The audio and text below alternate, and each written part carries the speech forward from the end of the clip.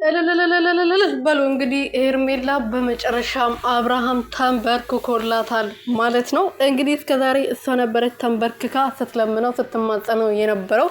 ዛሬ ደግሞ አብርሃም እንግዲህ በመጨረሻም ቆርጦለት ተንበርክኮ ቀለበት አድርጎላታል። የማይታመን ነገር ያው በቅርብ ቀን ጠብቁ ብሎ ይፖሰተ ነበረ። እንኳን አደረክላት እንግዲህ እንኳን ደስ አላችሁ።